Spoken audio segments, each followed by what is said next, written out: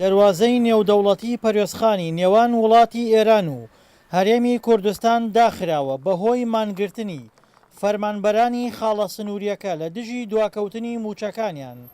پێشبینیش دەکرێت نرخی خواردەمەنی و کەرەستەی بیناسازی لە بازاڕەکانی هەرێمدا بەرز ببێتەوە لە حاڵەتی نەکردنەوەی خاڵە سنووریەکە.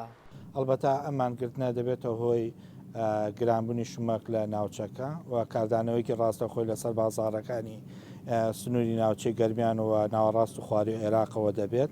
لە دیوێکی ترەوە بە کاری کرێکاران و جموجۆڵە بازرگانەکان لەم ناوچەیە وردە وردە بەرەو لاوازبوون دەچن، چونکە ئەم شومەکانە زۆرینیان لە خاکی ئێرانەوە دێنە نێوارێمی کورسانەوە.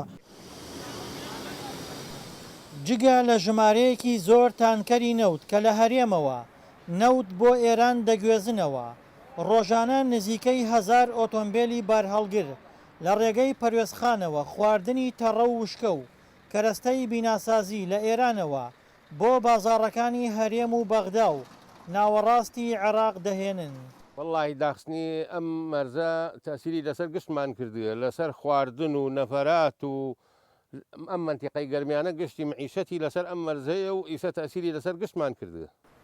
لە ئێستادا خاڵی سنووری پەروێزخان کە یەکێکە لە سەرچاوەکانی داهاتی هەرێمی کوردستان پەکی کەوتووە و کاری تێدا وەستاوە، فەرمانبەرەکانیشی ڕۆیشتونەتە ماڵەوە. مەرزەکە خراپە، زۆر خراپ، بەدەفەکان نییە، ئەوتستان نییە، خەڵک ئێستا ناوی ئیشی ناکە، بەری ئیشی زۆر هەبوو، ئێستا ئیشی نییە، پارە نییە، خەڵکی نایێتەوە ئەوتستانە.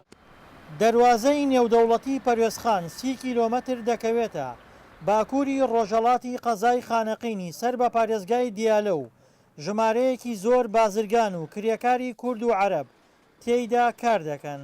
دڵشاد ئەنوەر، دەنگی ئەمریکا، پارێزگای کەرکووک.